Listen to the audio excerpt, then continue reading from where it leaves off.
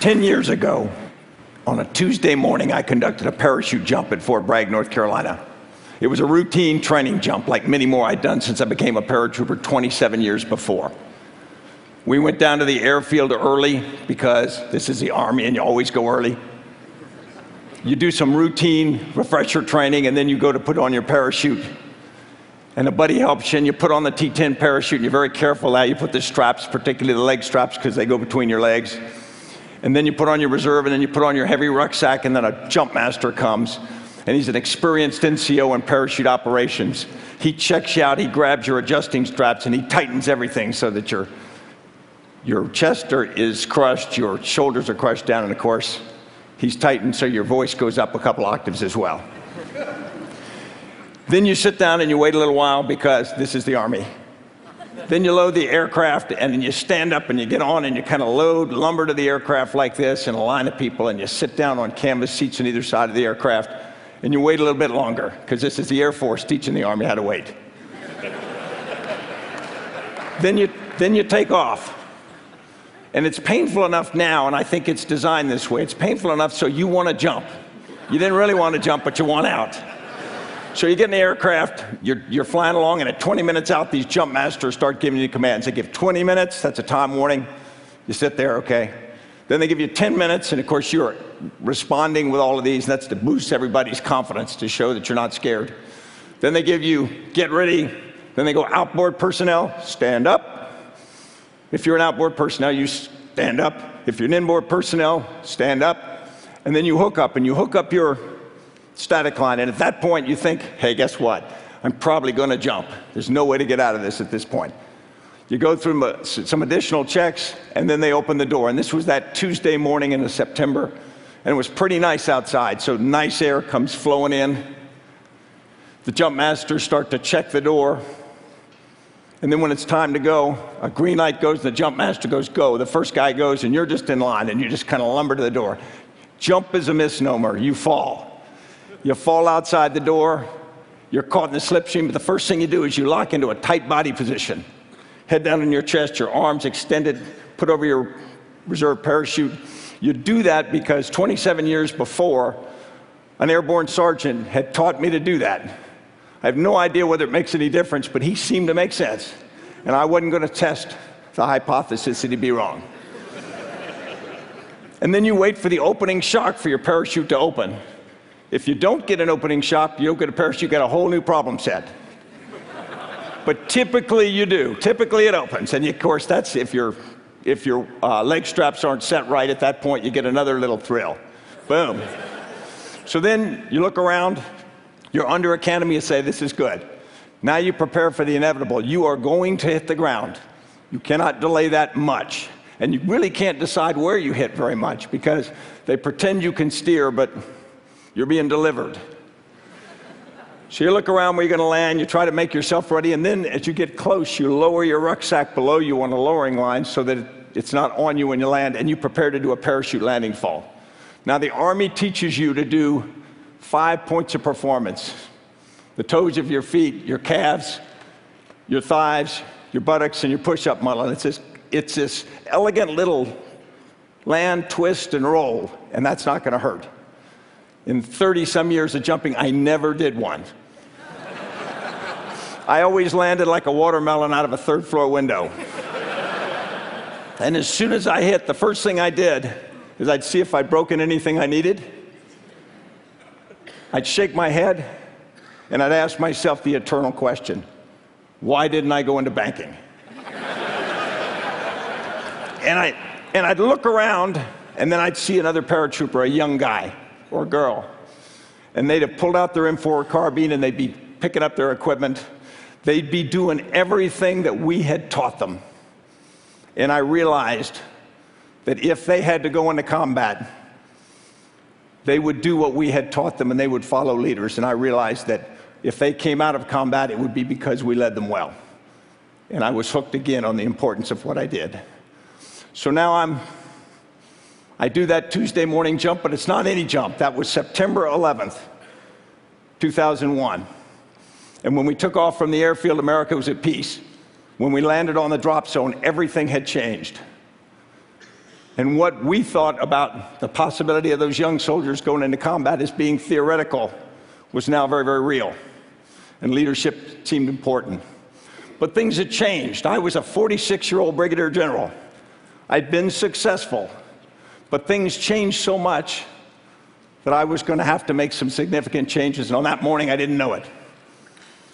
I was raised with traditional stories of leadership, Robert E. Lee, John Buford at Gettysburg. And I also was raised with personal examples of leadership. This was my father in Vietnam. And I was raised to believe that soldiers were strong and wise and brave and faithful. They didn't lie, cheat, steal, or abandon their comrades. And I still believe real leaders are like that.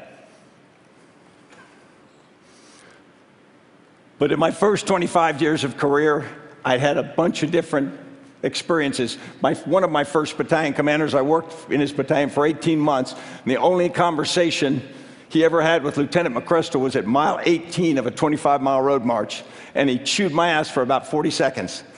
And I'm not sure that was real interaction. But then a couple years later, when I was a company commander, I went out to the National Training Center, and we did an operation, and my company did a dawn attack. You know, the classic dawn attack. You prepare all night, move to the line of departure, and I had an armored organization at that point. We move forward, and we get wiped out. I mean, wiped out immediately. The enemy didn't break a sweat doing it. And after the battle, they bring this mobile theater and they do what they call an after-action review to teach you what you've done wrong, sort of leadership by humiliation. They put a big screen up and they take you through everything, and then you didn't do this and you did do this, etc. I walked out feeling as low as a snake's belly in a wagon rut. And I saw my battalion commander because I had let him down. And I went up to apologize to him and he said, "Stanley, I thought you did great." And in one sentence, he lifted me, put me back on my feet, and taught me that leaders can let you fail and yet not let you be a failure. When 9/11 came, 46-year-old Brigadier General McChrystal sees a whole new world. First, the things that are obvious that you're familiar with. The environment changed, the speed, the scrutiny, the sensitivity of everything now is so fast, sometimes it evolves faster than people have time to really reflect on it. But everything we do is in a different context. More importantly, the force that I led was spread over more than 20 countries. And instead of being able to get all the key leaders for a decision together in a single room and look them in the eye and build their confidence and get trust from them, I'm now leading a force that's dispersed. And I've got to use other techniques. I've got to use video teleconferences. I've got to use chat. I've got to use email. I've got to use phone calls. I've got to use everything I can, not just for communication, but for leadership. A 22-year-old individual operating alone, thousands of miles from me, has got to communicate to me with confidence. I have to have trust in them and vice versa, and I also have to build their faith. And that's a new kind of leadership for me. We had one operation where we had to coordinate it from multiple locations. An emerging opportunity came, didn't have time to get everybody together. So we had to get complex intelligence together. We had to line up the ability to act. It was sensitive. We had to go up the chain of command, convince them that this was the right thing to do, and do all of this on electronic medium. We failed. The mission didn't work. And so now what we had to do is I had to do reach out to try to rebuild the trust of that force, rebuild their confidence, me in them and them in me, and our seniors in us as a force, all without the ability to put a hand on a shoulder. Entirely new requirement. Also, the people had changed. You probably think that the force that I led was all steely-eyed commandos with big knuckled fists carrying exotic weapons. In reality, much of the force I led looked exactly like you. It was men, women, young, old, not just from military, from different organizations, many of them detailed to us just on a handshake. And so instead of giving orders, you're now building consensus and you're building a sense of shared purpose. Probably the biggest change was understanding that the generational difference, the ages had changed so much.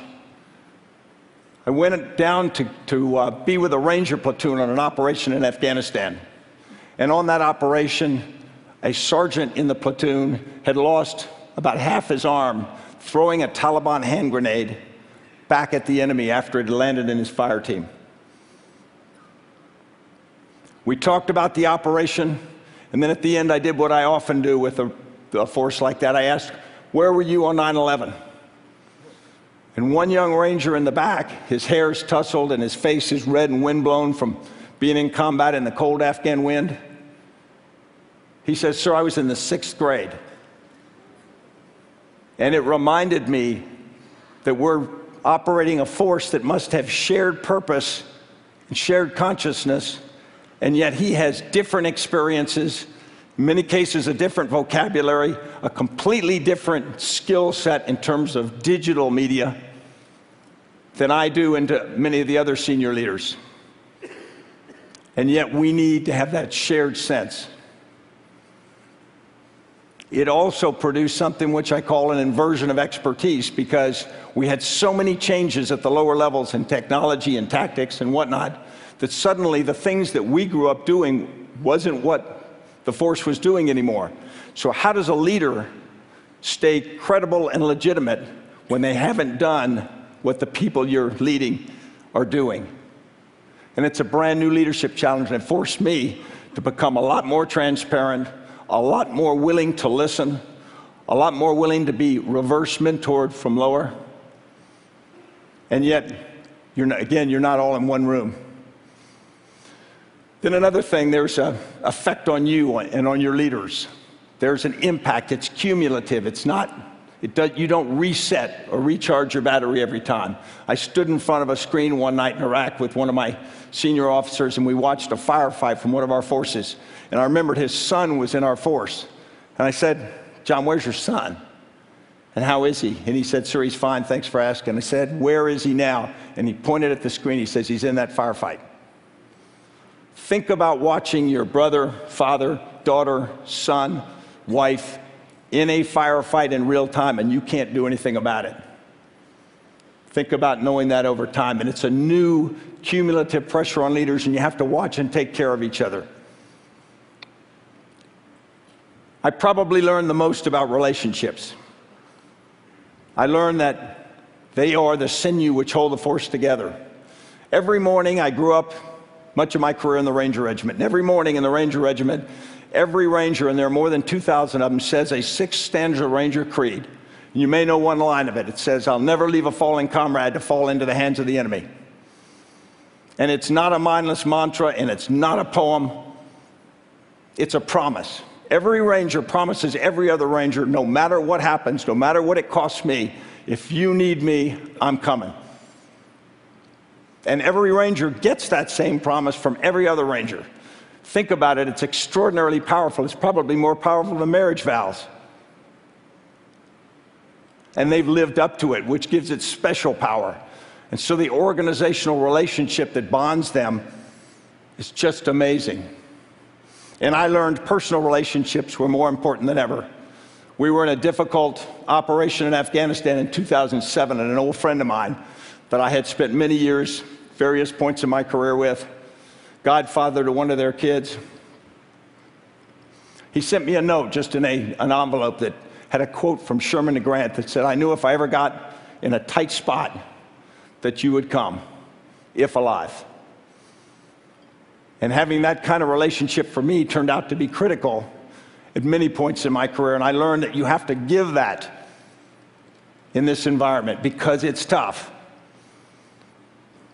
That was my journey. I hope it's not over. I came to believe that a leader isn't good because they're right. They're good because they're willing to learn and to trust. This isn't easy stuff. It's not like that electronic abs machine where 15 minutes a month you get washboard abs. And it isn't always fair. You can get knocked down, and it hurts, and it leaves scars. But if you're a leader, the people you've counted on will help you up. And if you're a leader, the people who count on you need you on your feet. Thank you.